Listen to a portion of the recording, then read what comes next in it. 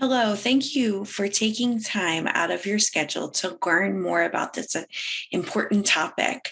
I'm going to go ahead and share my screen. Today, we are going to talk about resources for young people in recovery.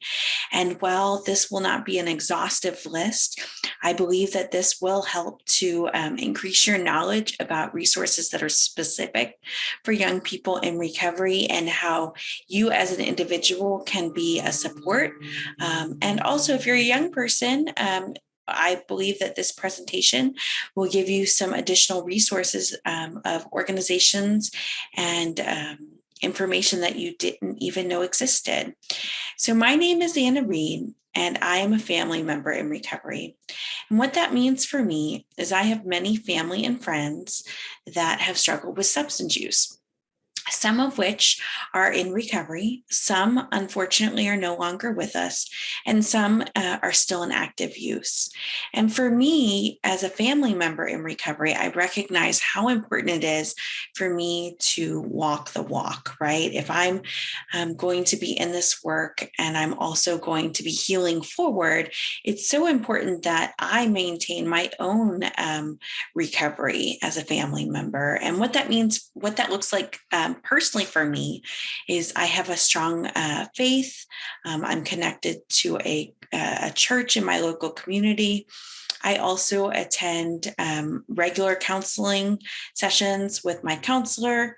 I attend different mutual aid support groups specifically tailored for family members. And I have a great support system, and I'm mindful of my recovery capital and just being mindful of checking in with myself and making sure that I'm doing what I need for myself to be the best version of myself. Currently, I serve as the co-founder and executive director of Florida Recovery Schools of Central Florida. We are a 501c3, a nonprofit organization, and we also are a private school registered with the Florida Department of Education. And with that, I am blessed to be in this role. But prior to being in this role, I served for over 10 years in prevention, specifically nicotine and marijuana cessation were key focuses of my work. I was very blessed to be in this work. I truly enjoy being able to work with young people and give back to the community. And so through that work, I also was able to connect to Hanley as a leader in prevention. I am so grateful for Hanley reaching out to me and allowing for me to be a part of this initiative, and just also, again, raising awareness of resources that are available and ways in which we can better support young people in recovery. So thank you to my friends at Hanley. And so our objectives today, we will define recovery, really look at recovery capital and the different areas that are involved in recovery capital, and also then jump into some of the resources that are specific to young people in recovery. And when we look at the definition of recovery, SAMHSA, or the Substance Abuse and Mental Health Association, defines recovery as a process of change through which individuals improve their health and wellness, live self-directed lives, and strive to reach their full potential. And that is a great definition of recovery. You know, we truly want to allow each individual to identify a path that makes sense for them, and also reach their full potential. I mean, how powerful is that? And so now we're going to jump into learning more about recovery capital. And so recovery capital is the total resources that a person has available to find and maintain their recovery. And so what I recommend with recovery capital is this is not an event. This is really a process, right? It's an ongoing process of really looking at what recovery capital do we have in place. So reviewing what our current reality looks like. And then looking at ways of how we can grow our recovery capital. And so the reason that this is that I chose to include this in our presentation is this is an area that as a supporter of a young person that is working a program of recovery, this is something that we can truly look at and measure the success that we're having to support a young person in recovery. Are they growing in their recovery capital? Are they growing even in confidence in this area? And so let's look at some of the specific areas of recovery capital. The first is personal recovery capital. And there's two areas that we will explore in this under this umbrella. The first is physical capital. And so what I mean by physical capital is the basic needs of an individual. Do they have what they need for clothing, food, and shelter, and transportation and financial resources and healthcare? This is so important to each individual, but especially for someone who is working towards working a program of wellness and bettering themselves. Having these things in place truly does help increase the potential level of success that a person will have in their own recovery. The other area of personal recovery capital that we will explore is human capital. So this includes their abilities, skills, and knowledge of an individual.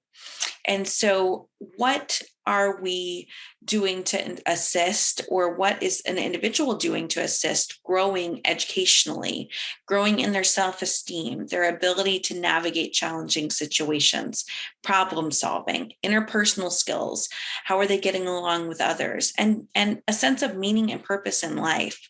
And so again, these are the areas of personal recovery capital, but this could benefit each and every individual, whether they're following a program of recovery or not. But it's just that much more important for someone that is in recovery to make sure that they are mindful of both their physical capital and their human capital. And so moving forward through some additional information on recovery capital, we'll then move on to the family and social capital that an individual has.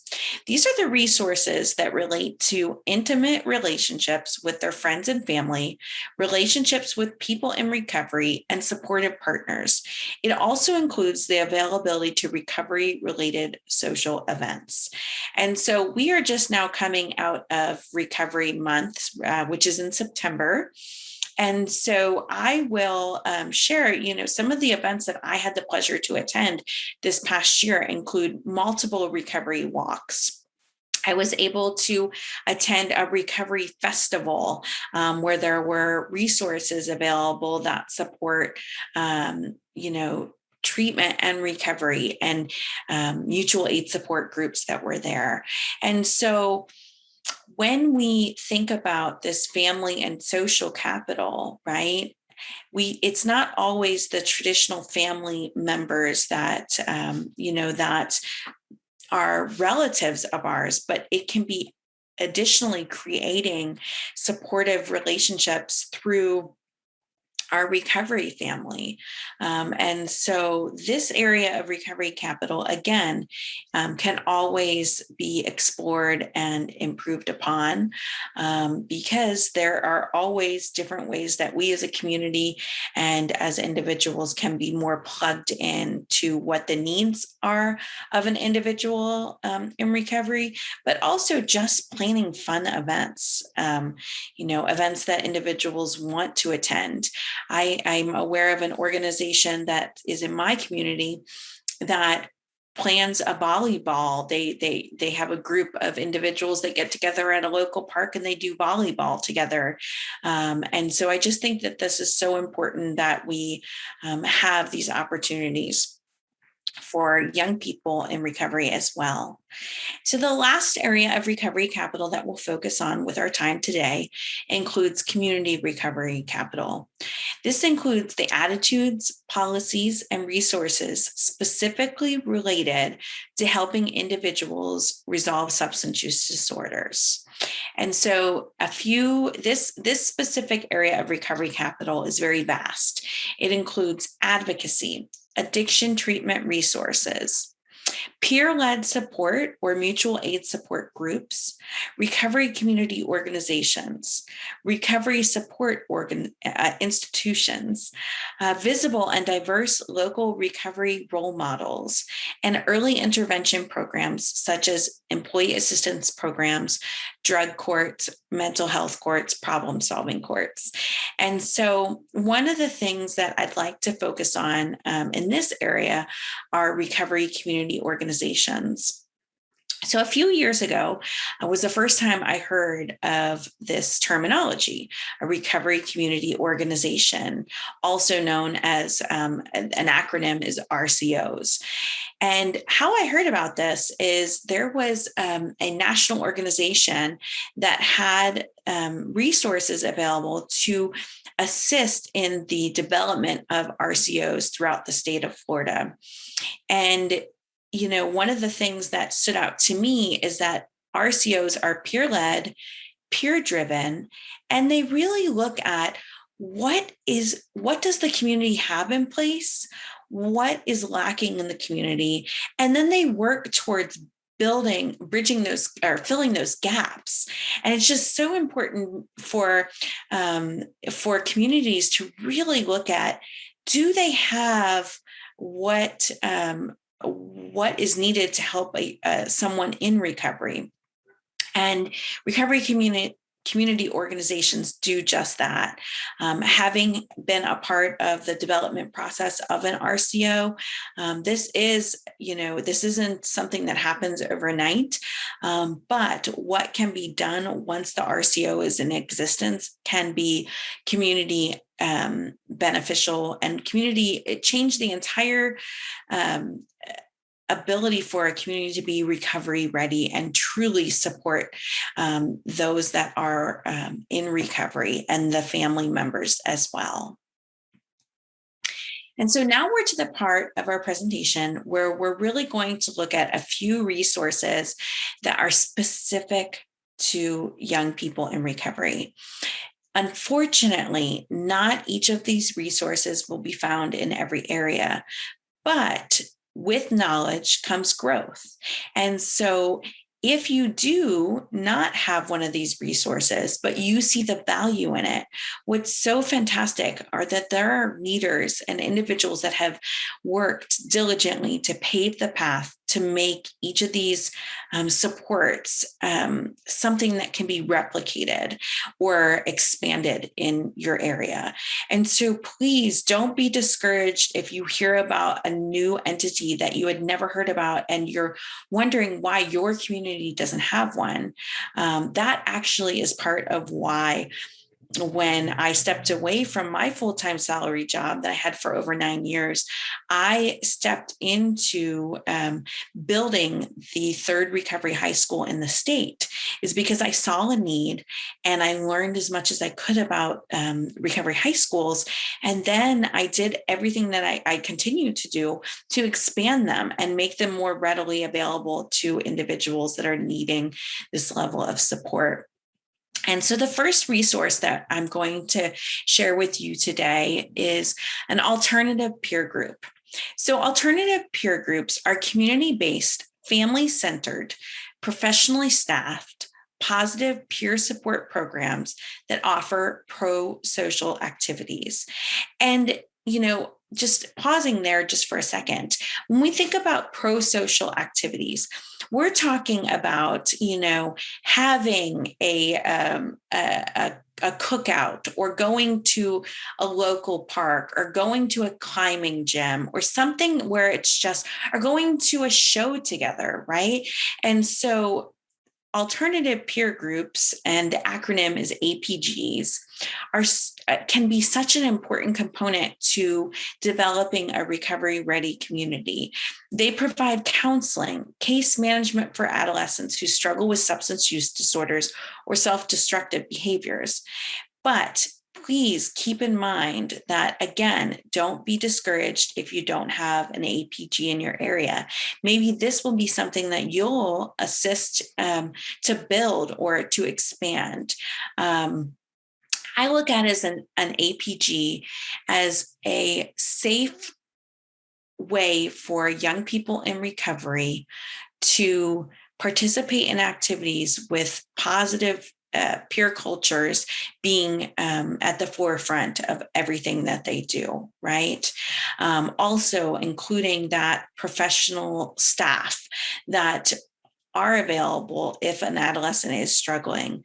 And so APGs are one resource that I am grateful that are in existence, and I look forward to seeing ways in which these will expand over time.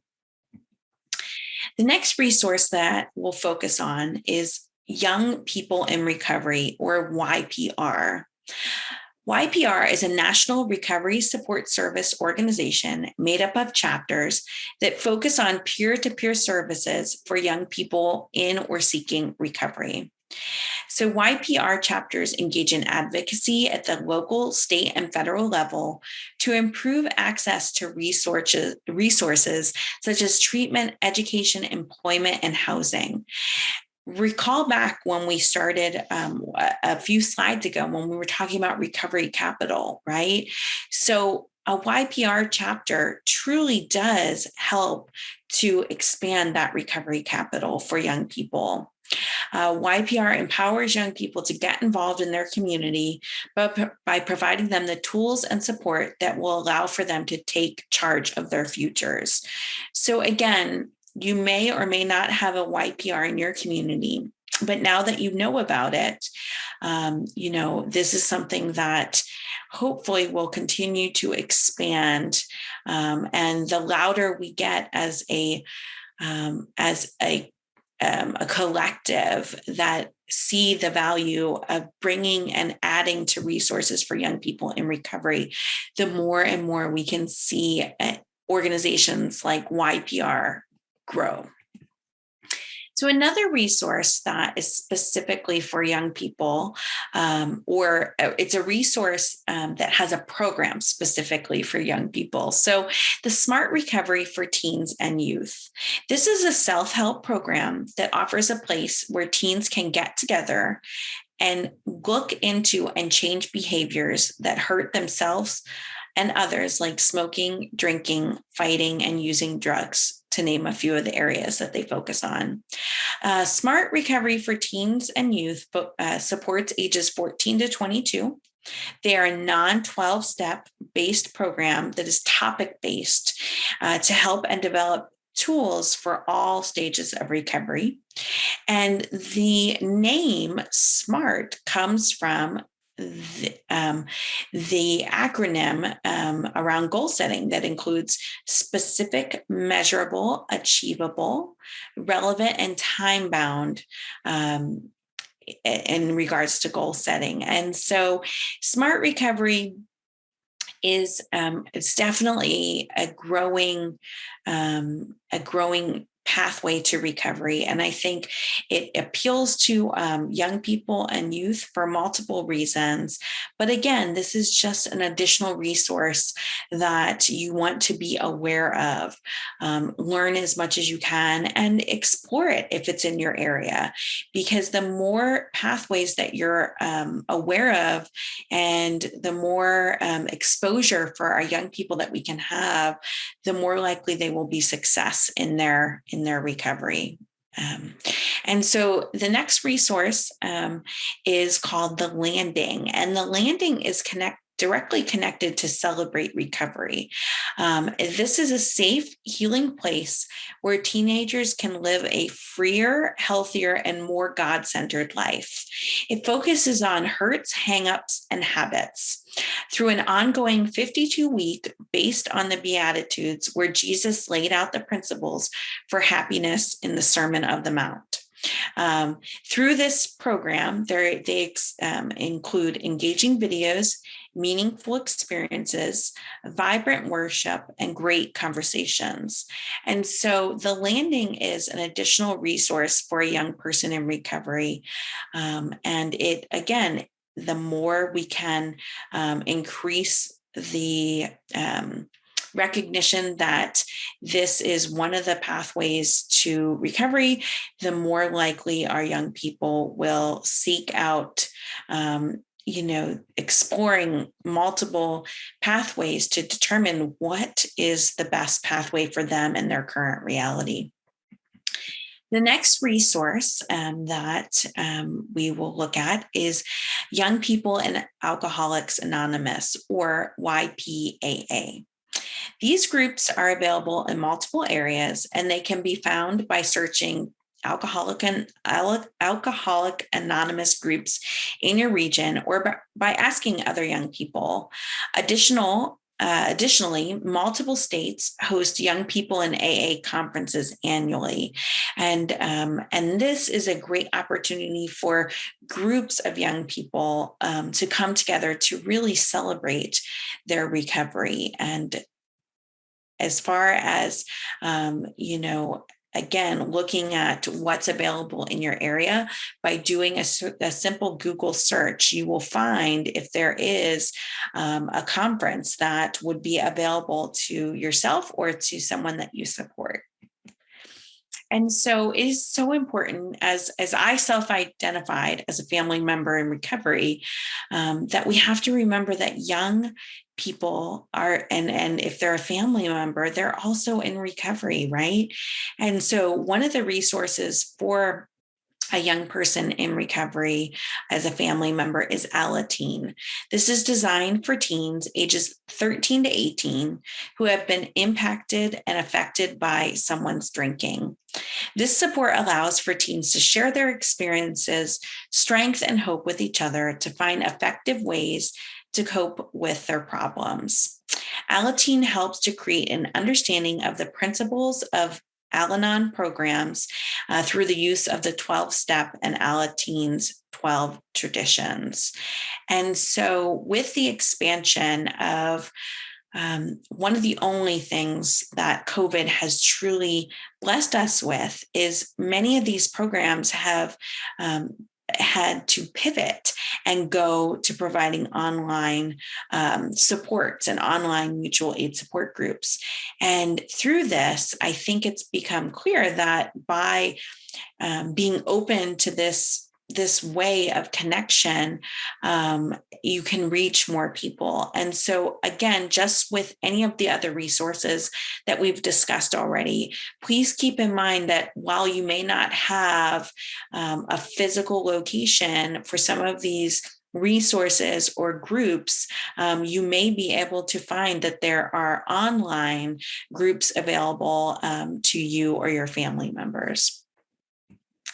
And so the next area is Nara Teen. Similar to Alanah Teen, Nara Teen is for family members that are in recovery.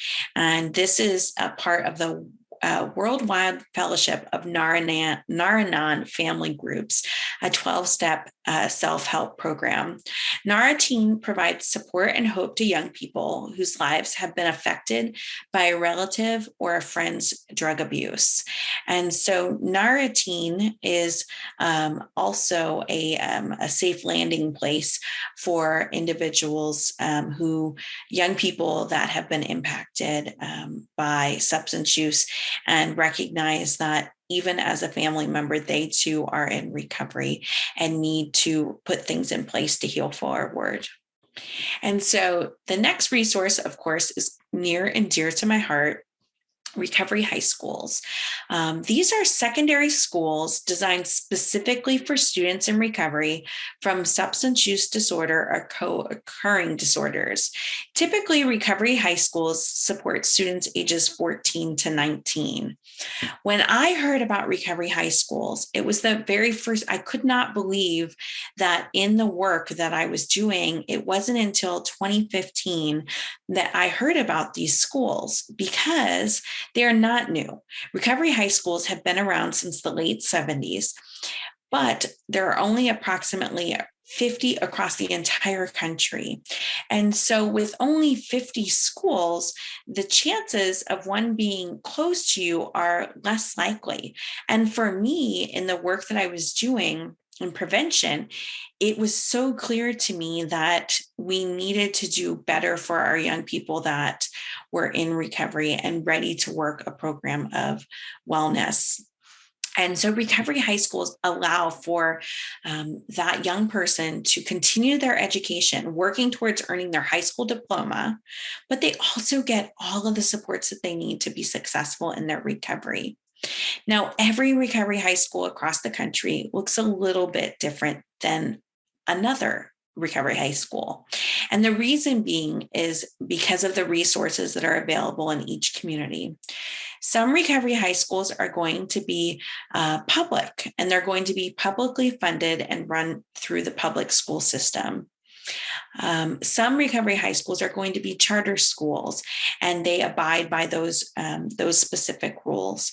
And other schools will be private schools, but they partner with the public school system to make sure that students that need this resource know about this resource. And so, as the executive director of Freedom Springs High School, one of the things that I enjoy most is the positive peer-to-peer culture that happens in a recovery high school, because everyone there is in recovery and everyone is working towards improving themselves, but also working towards earning their high school diploma, which is so important. We know that when an individual increases their education, they are more likely to be successful in being able to achieve more finances in their lifetime.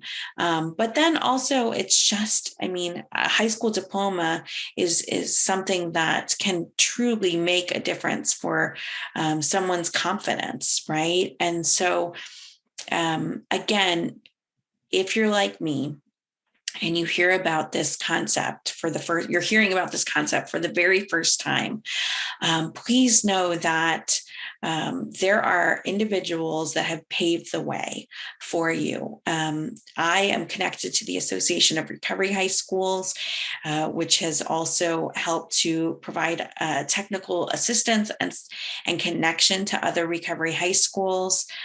And of course, as someone that is currently running a school, if I can be of support to you or anyone that you serve, please know I'd be happy to connect and share more. One of the things that differentiates our school from other schools across the country is that we are a hybrid virtual school. And what that means is students can join us from wherever they live. We do not have a physical location. We are fully virtual, and students remain with us from 9 a.m. until 2 p.m. And daily. And we have mutual aid support groups. We have guest speakers.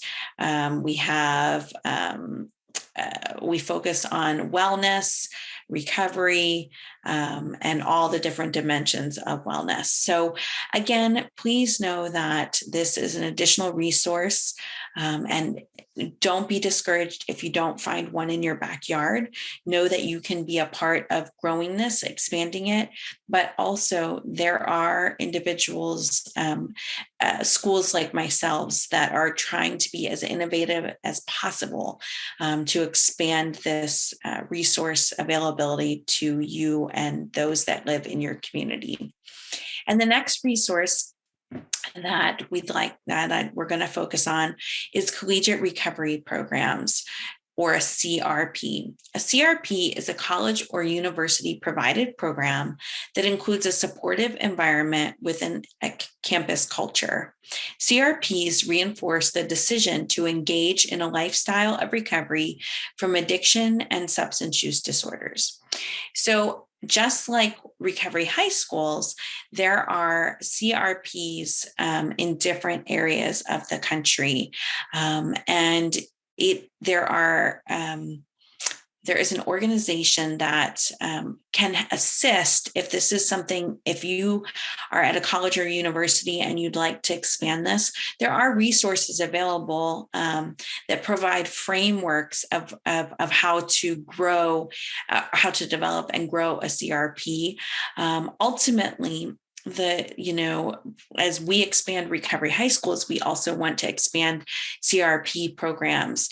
And, from my experience of working with CRPs, some of the things that stood out to me that I thought were outstanding were, having sober tailgate parties and being able to gather and really, have fun, live on a college campus and have fun while being in recovery. And when you're able to surround yourself with other individuals working towards that same goal, obviously it is easier for those that are working towards this.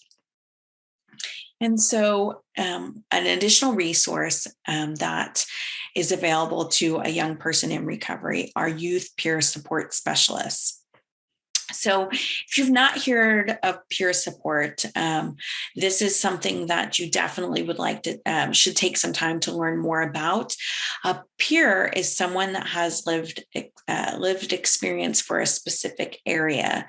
But there are some specific trainings that allow for an individual to equip themselves to better walk alongside someone that is experiencing a similar life event or challenge or mental health or addiction struggles, that they can go through these trainings and be better equipped to support those individuals as a peer. And so the YPSS specialist is a young person between the ages of 14 to 25 who has lived experience in mental health, addiction, and recovery. And there's many additional specific areas that a YPSS individual can have, but for the sake of this specific information, I thought focusing on those areas is what makes the most sense. A youth peer support specialist serve as a role model of competency in recovery and ongoing coping skills.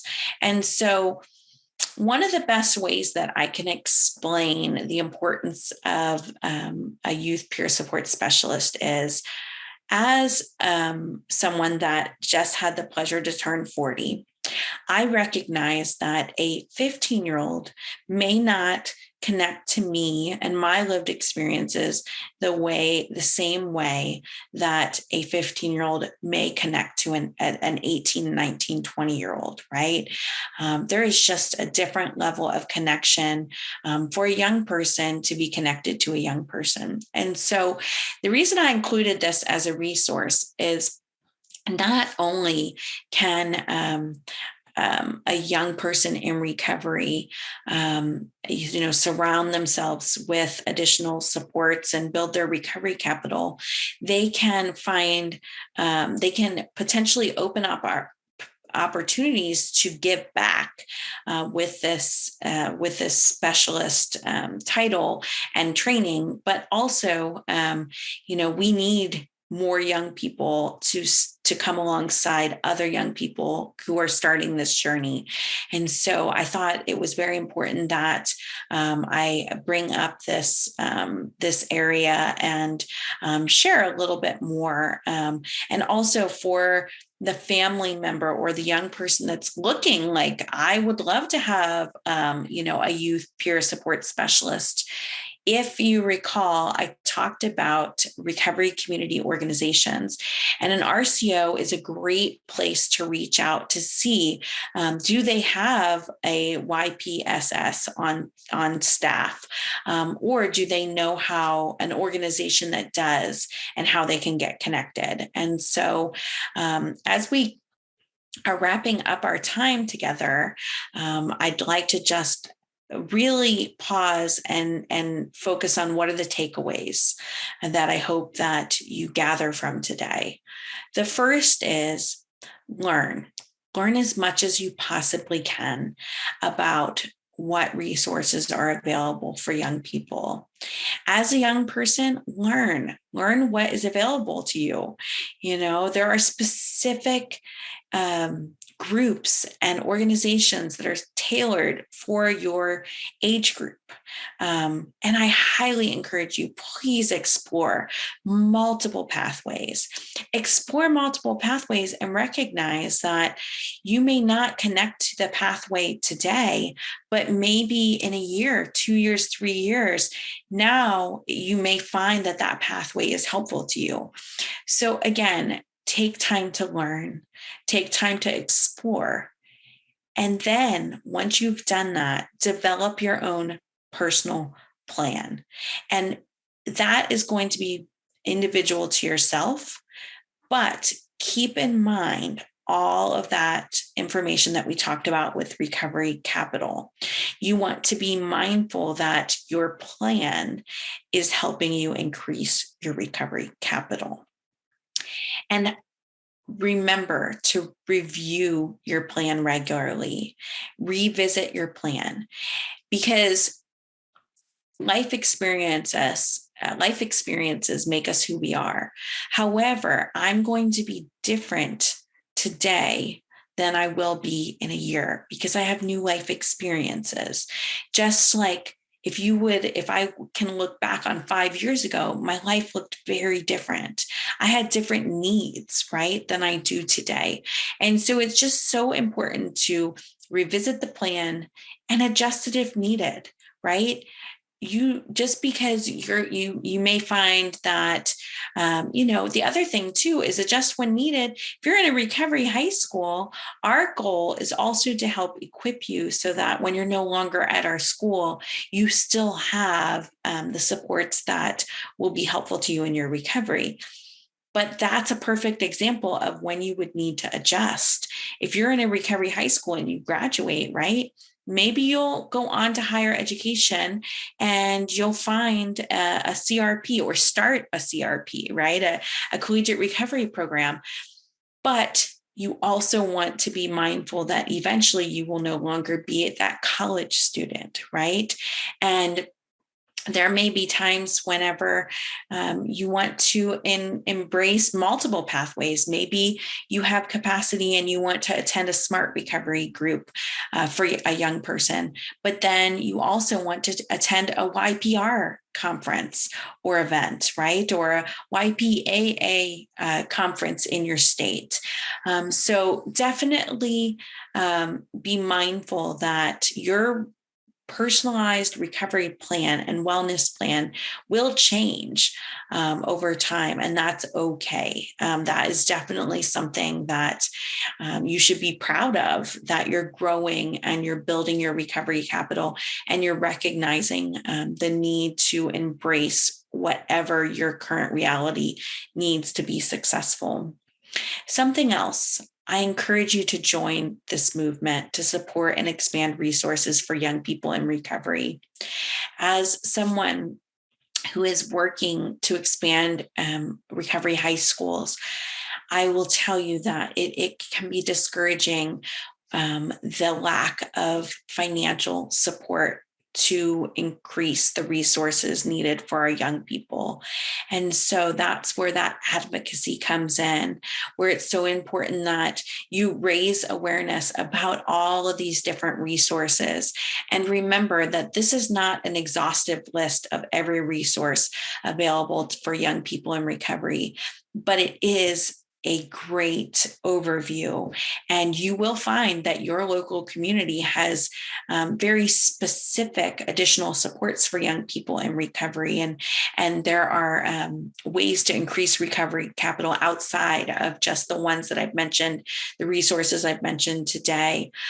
Please embrace those and recognize that if you learn about something new, share it with someone else, because you don't know when that person will benefit from your new knowledge. And then also remember that you're not just, when we help a young person reach their full potential, not only are we impacting that young person, but we're impacting everyone that's connected to that young person and will be for the rest of their lives. And so it's just so important that we really, join the movement and support expanding recovery resources, because they truly, our young people are our futures. They're going to be the one that are coming up with new innovative ways to better support healing and wellness and all of those good things.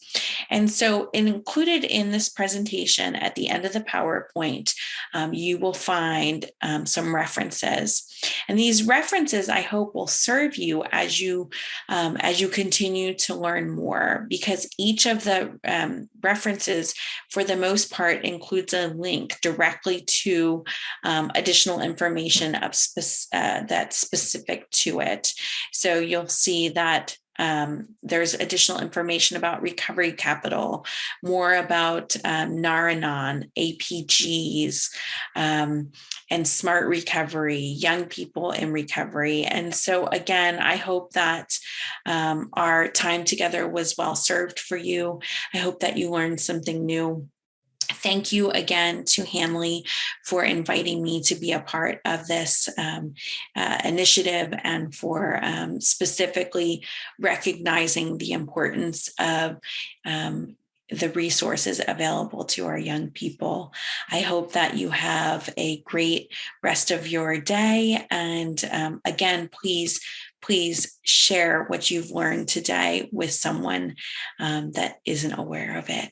Thank you so much. Bye now.